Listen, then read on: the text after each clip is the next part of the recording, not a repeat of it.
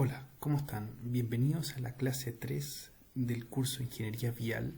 En este caso vamos a continuar con el tema trazado, que era parte de la clase anterior.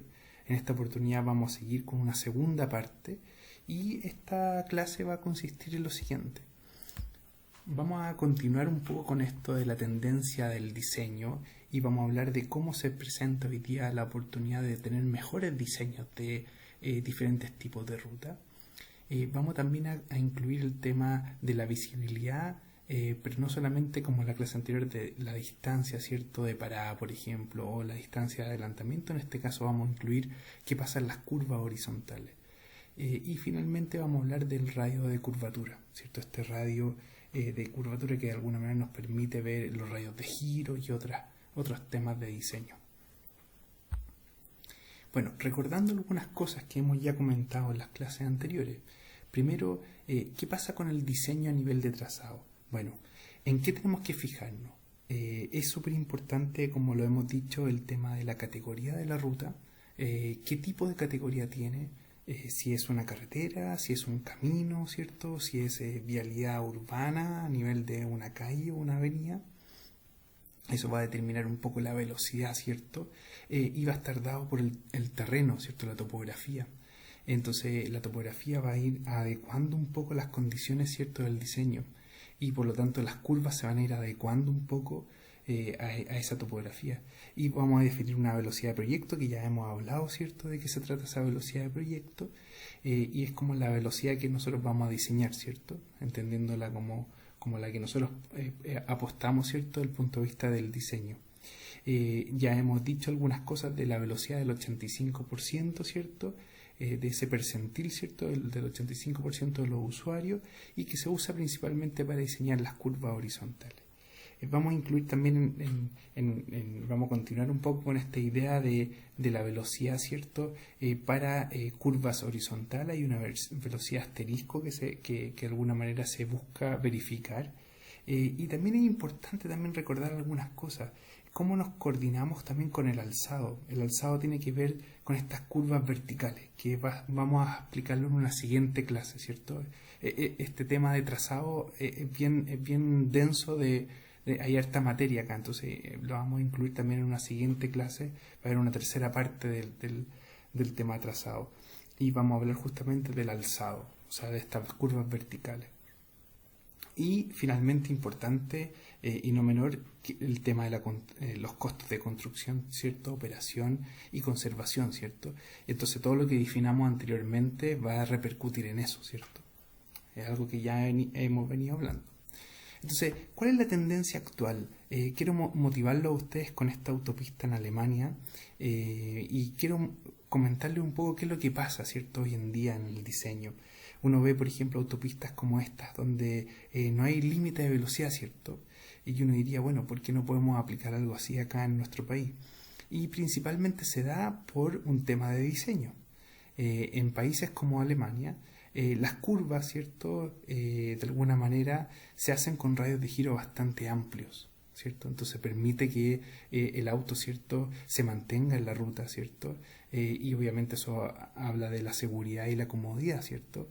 Entonces el diseño actualmente busca no solamente mejorar los radios de giro, ¿cierto?, en curvatura, sino que también habla de cómo tenemos que ir eliminando un poco, cierta tendencia a aumentar la velocidad. Y eso va a estar dado por un tema de diseño y también por un tema de cómo buscamos la mejor atención de los usuarios. Un usuario que está mucho rato manejando, ¿cierto?, bajo una recta, pierde la atención, ¿cierto? Entonces lo que se hace también es eliminar las rectas de alguna manera, buscar curvas bastante amplias, y de alguna manera con eso se permite evitar velocidades altas, ¿cierto? Entonces, por un lado, o genero, ¿cierto?, radio de curvatura bastante amplio para generar velocidades adecuadas, y por otro lado también en los tramos rectos los trato de evitar generando también ciertas curvas, pero con radio de curvatura bastante amplio, ¿cierto? Y por otro lado también hay un tema de cómo gestiono el tema de los accesos, ¿cierto? El tema del exceso que hay en general de ramales, ¿ya? Los ramales son los puntos de acceso, ¿cierto? A una autopista, por ejemplo. Entonces, aquí hay un tema súper importante a analizar, que es el área de influencia que tiene y el impacto que genera en el trenzado, ¿cierto? En ese espacio donde se genera un intercambio de los vehículos que vienen por la vía, ¿cierto? Y cambian a otra vía que es más local, ¿cierto? Entonces se salen de la carretera, ¿cierto? Y entonces entran a esta vía local, que es de un camino público, y después posteriormente entran a la vialidad, ¿cierto?, de la ciudad de la parte más urbana. Entonces ahí hay un tema complejo, ¿cierto? Esa interacción que se genera repercute naturalmente en la seguridad. Entonces, ¿para dónde apunta un poco la vialidad en general? Bueno, apunta naturalmente a reducir la velocidad. No somos un país como Alemania, por ejemplo, donde también no tenemos esa cultura, ¿cierto?, de preocuparnos tanto de la velocidad, y en ese sentido tenemos que reducir la velocidad para evitar seguir aumentando los accidentes. Y por otro lado tenemos que evitar también el roce o de alguna manera esa fricción que se produce entre autos, ¿cierto?, que vienen a diferentes velocidades, tanto por ejemplo por los ramales, como les explicaba, que van interactuando, ¿cierto?, entrando, saliendo de las vías, ¿cierto?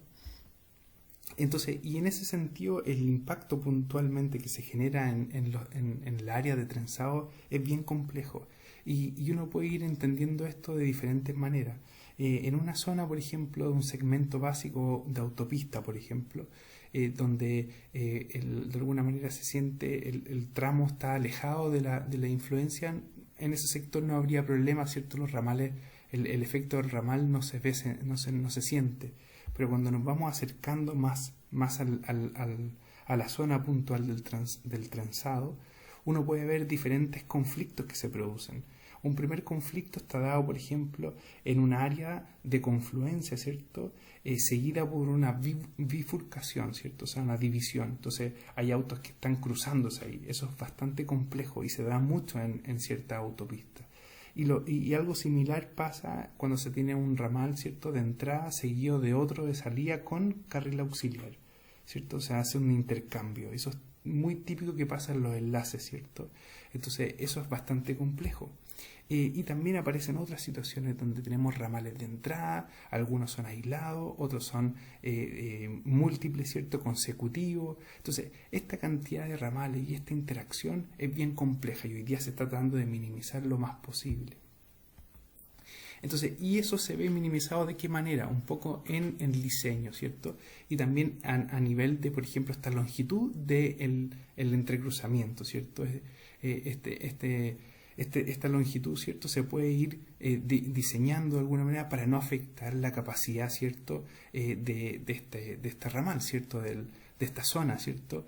Y uno puede ver, por ejemplo, diferentes longitudes, ¿cierto?, para diferentes tipos de configuración, diferentes tipos de enlaces, diferentes tipos de cruces, ¿cierto? Van a haber rotondas, van a haber enlaces de otro tipo. Entonces, y eso va a ir determinando un poco por ese L, ¿cierto? El valor L va a ser esa longitud, ¿cierto?, de recta antes de el ramal, ¿cierto?, antes de la curva. Y eso es un poco lo que uno puede ir controlando, ¿cierto?, para almacenar los vehículos, por ejemplo, que van a hacer ese movimiento, ¿cierto? Y un poco lo que pasa hoy día en la autopista en general, donde ese L no siempre es el adecuado, ¿cierto? Y los vehículos al final se terminan embotellando, ¿cierto?, por decirlo de alguna manera, y se generan demoras bastante altas.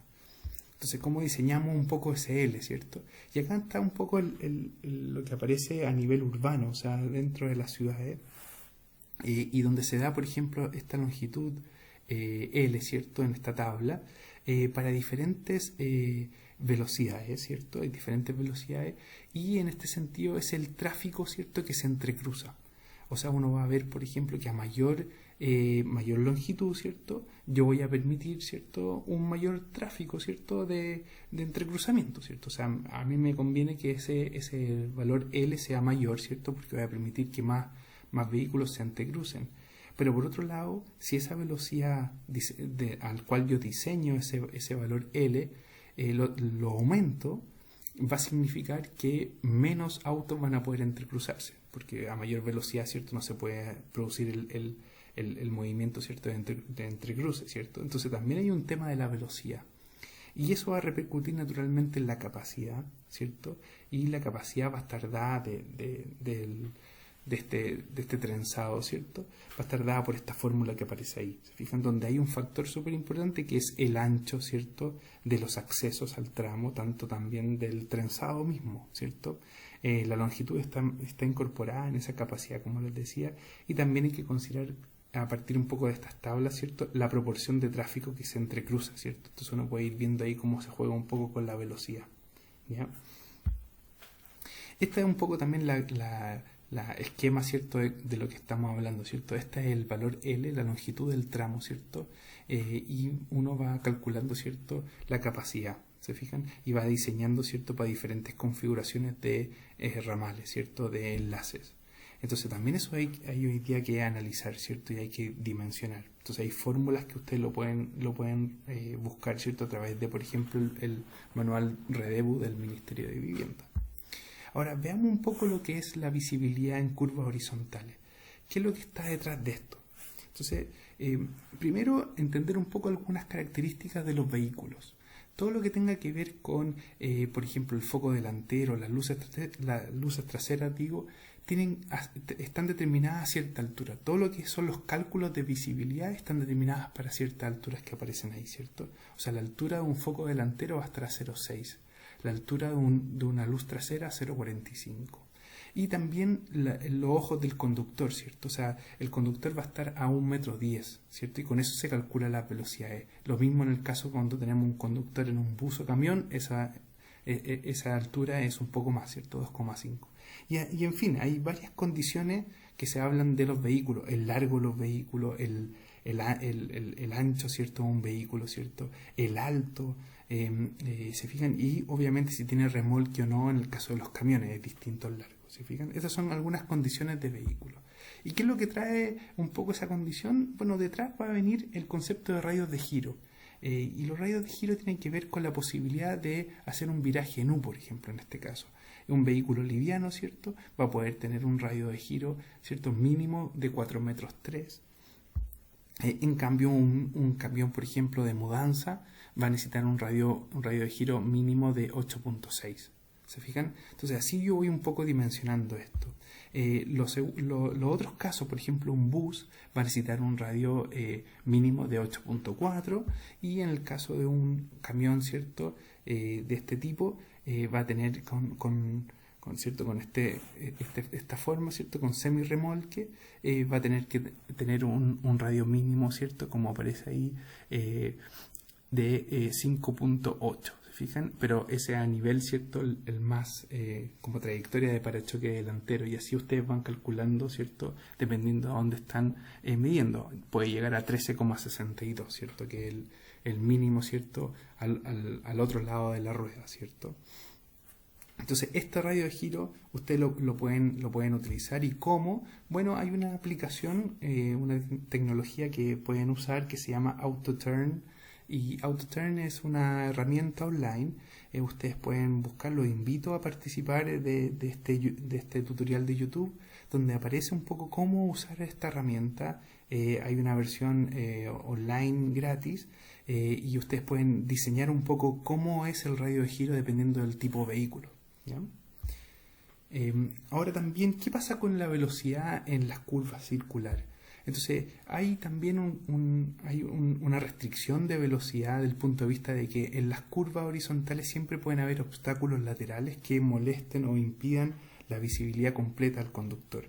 Y por tanto, de alguna manera, la velocidad, ¿cierto?, va a estar restringida dependiendo un poco también del radio horizontal mínimo, ¿ya? Y ahí un poco están las condiciones que aparecen, ¿cierto?, del manual de carretera, y cómo se cambia un poco esa velocidad, ¿cierto?, para yo poder ir diseñando, ¿cierto?, esta curva. Entonces, ¿qué se entiende por esta visibilidad de las curvas circulares, ¿cierto? Entonces va a estar de alguna manera determinada esta curva, ¿cierto?, por una zona de adelantamiento, ¿cierto? Otra zona de adelantamiento prohibido en ambos casos, ¿cierto?, en el sentido de que van a haber zonas donde yo no voy a poder tener una visibilidad completa porque va a haber un obstáculo, ¿cierto?, al borde de la vía. y por lo tanto voy a tener una zona de impedimento de visibilidad y obviamente voy a tener una distancia mínima de visibilidad de adelantamiento para ambos casos, ¿cierto? Por un camino bidireccional como el que aparece acá. Entonces es necesario hacer un despeje mínimo, ¿se entiende? Y por lo tanto, de alguna manera, ese despeje mínimo va a ser calculado a partir de, como aparece ahí, a partir del radio que describe el conductor por la pista interior derecha de la calzada, ¿ya? Entonces desde ahí yo voy a calcular esta distancia de visibilidad. Y como un poco lo calculo, bueno, hay dos condiciones. De cierta manera hay un cálculo que se hace pensando para un primer caso donde la distancia de parada o la distancia de adelantamiento es menor al desarrollo de la curva circular, y un segundo caso es para la situación contraria, donde la distancia de parada o la distancia de adelantamiento es mayor que el desarrollo de la curva circular. ¿Se fijan? Y para eso entonces se van analizando los dos casos. Hay un valor máximo que se le llama A máximo, que se calcula como aparece ahí, donde cada uno de los componentes están explicados, ¿cierto? Desde el punto de vista de dB, la distancia, ¿cierto?, igual a dP o dA, ¿cierto? La distancia de parado, distancia de adelantamiento, según el caso con el cual se quiera analizar, ¿cierto? Y en esa función trigonométrica, ¿cierto?, al final se puede usar A máximo como aparece ahí, ¿cierto? Donde en este caso el radio, ¿cierto?, es mayor cuando sea mayor que la distancia de adelantamiento en este caso. Entonces hay formas de calcular ese despeje y eso va a depender del caso. Para el primer caso, el caso 1, el área de despeje, ¿cierto?, que se calcula esa área chulada que está de color gris al medio. Y para esta condición, ¿se fijan?, donde la distancia de parado, la distancia de adelantamiento es menor al desarrollo, ¿cierto?, de la curva circular, como aparece ahí. ¿Se fijan? El desarrollo es todo lo que me demoro, ¿cierto?, en ese arco a nivel de distancia, ¿se fijan? Y yo voy calculando entonces a partir de esta distancia de visibilidad y voy calculando este valor A, ¿se fijan? Y con los parámetros que aparecen aquí. Y en el segundo caso hago lo mismo. Es importante notar también que al principio de la curva esa distancia A va disminuyéndose, ¿cierto? Y se hace máxima justo en la mitad, ¿cierto?, de la curva, ¿se entiende? Y obviamente eso me va a permitir tener visibilidad para poder realizar tener un espacio de adelantamiento, ¿cierto? Y poder tener una mayor seguridad al conducir, ¿cierto?, bajo en ese sistema de curvas, ¿se entiende? Y obviamente esto te da el manual de carretera, ya da ciertos parámetros donde ustedes pueden buscar, ¿cierto?, el valor de A máximo dependiendo del radio de curva, ¿cierto?, y de la velocidad, ¿se fijan? Entonces para cuando se habla de la distancia de parada o para la distancia de adelantamiento, y ustedes lo pueden buscar a través de estos abacos o de estas tablas, ¿se fijan? Entonces ustedes pueden ir encontrando los valores necesarios para las combinaciones que ustedes necesiten. Ahora, ¿qué se entiende por radio de curvatura? Vamos entendiendo un poco este concepto. ¿Qué elementos componen una curva circular? Bueno, volvamos un poco a la física, ¿cierto? Tenemos una curva, ¿cierto? Y la curva va a hacer que el auto al final intente salirse, ¿cierto? Va a haber una especie de fuerza centrífuga, una fuerza centrípeta, ¿se acuerdan un poco eso que veíamos en física? Y obviamente va a haber un peso, ¿cierto? Y yo voy a tratar de hacer un peralte, ¿cierto? Y ese peralte va a tratar de buscar compensar, ¿cierto?, esas fuerzas, ¿cierto? Y va a hacer mantener al vehículo, ¿cierto?, dentro de la curva. Eso es lo que un poco busca el peralte, ¿cierto? Y un poco eso es lo que uno trata de analizar desde el punto de vista de ese ángulo, ¿cierto? Uno busca un ángulo de peralte en una curva para que el auto no se vaya, ¿cierto?, no se salga de la curva. Y entonces uno va diseñando las curvas. Esta es una curva, son dos curvas simples, ¿cierto?, en secuencia, y uno va diseñando las curvas con todos estos parámetros que aparecen ahí. Ahora, ¿qué significan esos parámetros? Bueno, son la definición que usa el manual de carretera del Ministerio de Obras Públicas y habla de todos estos conjuntos de variables. El vértice, el ángulo, ¿cierto?, entre dos alineaciones, el ángulo de deflexión, que es súper importante, el radio de curvatura, como estábamos hablando, las tangentes, bisectriz, el desarrollo que hablábamos, el peralte y el ensanche, que es necesario en ciertas curvas. ¿ya? Entonces ustedes lo pueden ir calculando como aparece acá y van desarrollando, ¿cierto?, la curvatura a nivel de planta, ¿cierto? Ustedes mirando desde arriba, ¿cierto?, van desarrollando la curva con todos los parámetros que aparecen acá. Ahora también hay un desarrollo mínimo de curvatura y se da en ciertas situaciones, ¿cierto? Y ese desarrollo mínimo de curvatura se da por este valor de flexión asociada a la curva circular. Entonces ustedes van a tener, por ejemplo, un valor de 9 grados, como aparece ahí, y van a tener diferentes velocidades, ¿cierto? Entonces hay un desarrollo mínimo para esa deflexión de 9 grados. Ahora se pide idealmente que la deflexión sea mayor a 20 grados y por lo tanto se tenga mayor a esas condiciones de 20 grados para las diferentes velocidades que aparece ahí. O sea, idealmente mayor a 20 es lo más recomendado, ¿ya? Y también hay otras situaciones, ¿cierto?, desarrollos mínimos para deflexiones cuando ¿cierto?, esa deflexión es menor a 6. Y hay diferentes condiciones, ¿cierto?, para diferentes grados y diferentes velocidades. Hay desarrollos mínimos, ¿se fijan? Entonces hay diferentes combinaciones que ustedes pueden ir analizando para ir estableciendo, ¿cierto?, cómo voy estudiando esta curva circular. Para autopistas, ¿cierto?, donde la velocidad es mayor a 80 km por hora, ustedes ya pueden calcular ciertos radios mínimos y radios máximos y cómo ustedes pueden ir entrando, ¿cierto?, a través de este gráfico. Ustedes entran con un radio de entrada, tienen un radio mínimo, un radio máximo, ¿cierto?, y van a poder determinar el radio de salida, ¿se fijan? Entonces ustedes pueden ir entendiendo un poco cómo usar, ¿cierto?, este tipo de tabla. Y en este caso es para un largo de recta, ¿cierto?, entre 0 y 400 metros, ¿ya? Y si tuviéramos calles que son como caminos, ¿cierto?, colectores o locales, tendríamos este tipo de tablas, ¿se fijan?, donde ustedes van encontrando lo mismo, un radio de entrada, ¿cierto?, y por lo tanto a través de los radios mínimos y máximos ustedes pueden llegar al radio de salida. Ahora también hay largos máximo y mínimo de tramos entre curvas. Un poco lo que les hablaba yo antes, al principio de la clase. Se está tratando de buscar eliminar los tramos rectos y tratar de que no sean mayores a 20 por la velocidad de proyecto. Y eso un poco busca este reemplazo, ¿cierto?, por radios de curva amplios, ¿cierto? Algo así mayor a 5.000 metros, por ejemplo. O sea, son radios de curva bastante amplios. Y también es importante considerar que hay un largo mínimo del tramo entre curvas, ¿cierto? Y hay un largo mínimo también pensando en la seguridad, ¿cierto? Entonces, dependiendo un poco de la velocidad de proyecto, ustedes van a tener un largo de recta mínimo, ¿cierto? Y en este caso va a ir dependiendo, por ejemplo, si las curvas son de distintos sentidos, ¿cierto?, o si son en un mismo sentido. ¿Se fijan? Y ahí incluso dan una condición dependiendo del tipo de terreno, ¿ya? Entonces ahí ustedes pueden ir analizando un poco cuál es el largo de la recta mínima que tengo que considerar entre curvas. ¿Se fijan?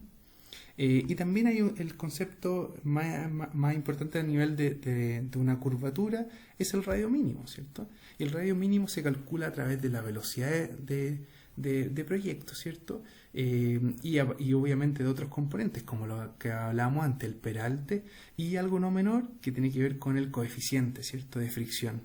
O sea, yo también voy a tener importante que analizar ahí, es cierto, incluir el coeficiente de fricción para evitar que este vehículo, ¿cierto?, se me vaya de la curva. Ahora, ¿qué está detrás también? Es un poco que este radio mínimo está pensado siempre para el borde interior, ¿cierto? Y si ustedes quisieran, por ejemplo, calcular el radio mínimo para el eje del trazado, bueno, ustedes pueden hacer cierto cálculo, cierto ajuste. Y a partir de este ejemplo que aparece aquí, ustedes pueden ver cómo se ajusta un poco ese radio mínimo, ¿ya? Y eso permite un poco establecerlo a nivel del eje de la calzada, que podría ser, por ejemplo, si la calzada tiene una mediana, ustedes podrían hacer entonces el radio mínimo hacia el eje de la calzada, en este caso sería la mitad de la mediana. Por ejemplo, si tuviéramos dos calzadas unidireccionales separadas por una mediana. Y también hay otras condiciones importantes, los valores, ¿cierto?, de peralte, ¿cierto?, desde el punto de vista máximo, y también de la fricción transversal máxima. Hay formas de calcular esto para los caminos, ¿cierto? Con velocidades menores a 80 km por hora, y para carreteras son velocidades mayores a 80. De ahí aparece un poco en estas tablas del manual de carretera, ¿cierto? Cuáles son estos valores, ¿cierto? Que ustedes pueden considerar, y cuál es el radio, ¿cierto? Mínimo con esas condiciones. Ahora, otra mirada de verlo es a través de este gráfico, donde se ve la velocidad versus el radio mínimo. Obviamente a mayor velocidad se logra un radio mayor, ¿cierto? Y es un poco lo que yo les comentaba sobre las carreteras en Alemania, donde las velocidades son bastante altas, o sea, no hay límite de velocidad, pero es porque los radios son bastante altos también. Entonces eso permite tener seguridad y comodidad. Entonces, importante también entender aquí lo siguiente. Para caminos, nosotros vamos a tener velocidades menores a 80 km por hora. En cambio, para carreteras, nosotros vamos a tener velocidades mayores a 80 km por hora. Entonces, si se fijan, fíjense un poco lo que pasa con los radios, ¿cierto? Cuando estamos, por ejemplo, en caminos, ¿cierto? Vamos a tener radios mucho menores, por ejemplo, a 300 metros. Pero si tenemos, por ejemplo, carreteras, vamos a necesitar radios mucho mayores a 300 metros. ¿Se fijan? Entonces, ¿qué pasa, por ejemplo, en la autopista urbana? Donde no tenemos el espacio suficiente para generar radios, por ejemplo, de 300 metros. Y ese es un desafío importante, ¿se fijan? ¿Cómo podemos generar radios, ¿cierto? Mínimos, ¿cierto? En zonas donde no hay espacio suficiente, donde está limitado por el entorno, ¿cierto? Y un poco también hay un análisis del punto de vista del desarrollo del peralte, o sea, pasar de una transición desde el bombeo hacia el peralte, ¿cierto? Y en ese sentido hay una longitud necesaria que hay que calcular, como aparece ahí en esa ecuación, en esa figura, y ahí se establece un poco la longitud del desarrollo, ¿cierto? El número de pistas que considera, el ancho de la pista, ¿cierto? Y hay una variación, ¿cierto?, de la pendiente importante, ¿cierto? Y hay una pendiente relativa al borde de la calzada. Y un poco estos son los valores, ¿cierto?, admisibles de la pendiente relativa, ¿cierto? Y la deseable, ¿ya? Así que eso es importante considerarlo también como esa transición, ¿cierto? Y eso se ve a través de esto que está acá. Uno puede ver un diagrama, ¿cierto?, de curvatura en la primera parte, ¿cierto?, arriba, y uno después ve las diferentes secciones que aparecen en los siguientes esquemas, ¿cierto?, abajo. Entonces dice, la sección va a tener bombeo a ambos lados, por ejemplo, bombeo solamente a un lado, o bombeo completo a ambas partes, a ambas pistas. Entonces, de alguna manera, a ese bombeo hay que agregarle el peralte, ¿cierto?, porque uno va a haber una transición, ¿cierto?, de bombeo, ¿cierto?, a peralte. Y hay varias condiciones, ¿cierto? Por ejemplo, acá la condición primero es el giro alrededor del eje. Entonces, si ustedes parten viendo cómo cambia desde el mismo eje, la situación B, por ejemplo, va a tener un bombeo, ¿cierto? En cambio, la situación C va a tener 2 veces el bombeo, porque va a tener, ¿cierto?, el doble, ¿cierto?, de bombeo, va a tener las 2 pistas, ¿se fijan? Y el peralte entonces va a ser, ¿cierto?, como aparece ahí, en ambas pistas, ¿cierto?, se logra el peralte. Y obviamente eso se va a ver reflejado de diferentes formas. El giro puede ser también alrededor del borde derecho, como también el borde izquierdo. Y también se representan de la manera como ustedes lo pueden ver ahí. ¿Se fijan? Pero lo importante es que ustedes entiendan que hay una transición, ¿cierto? Pasando de bombeo a peralte, ¿ya? Ahora, ¿qué sucede, por ejemplo, cuando tenemos un contraperalte? Y eso se da mucho, en muchos casos, por ejemplo, en situaciones como, por ejemplo, las carreras de auto, ¿cierto? En las pistas de carreras de auto, donde se generan antes de la curva una situación de inclinación contraria a la curvatura, ¿cierto?, natural. Entonces, bueno, ¿qué pasa en esos casos? Y en ese caso, bueno, el contraperalte, como dice ahí, ¿cierto?, se entiende esta inclinación transversal contraria al sentido de la curva. Su valor máximo puede igualar al bombeo sin superar los 2.5%. Y importante también que se usa en ciertas situaciones puntuales, en encostamientos de pistas, o sea, cuando se quiere pasar de 2 pistas a una, o por ejemplo algunas pistas auxiliares, donde de alguna manera se quiere hacer un cambio rápido, ¿cierto?, de tránsito. Entonces en ese caso se usa. ¿Y qué se usa? Bueno, ahí aparece un poco los radios límites, ¿cierto? De contraperalte, ¿cierto? Para diferentes, como aparece ahí, porcentajes, ¿cierto? Con valor máximo de 2.5. Y obviamente va a depender de esta velocidad señalada, ¿se fijan? Y la velocidad mínima va a ser igual a velocidad de proyecto menos 10 kilómetros por hora. ¿Ya? Entonces eso es importante también que ustedes lo consideren como contraperalte. No es muy usado, pero en caso de necesitarlo ya saben un poco cómo utilizar este concepto. Esta sería la clase de hoy. Nos vemos en la siguiente oportunidad donde vamos a continuar con el tema trazado y vamos a hablar sobre curvas verticales. Muchas gracias y cualquier duda me pueden escribir a mi email sseriani@mioandes.cl. Nos vemos en la próxima.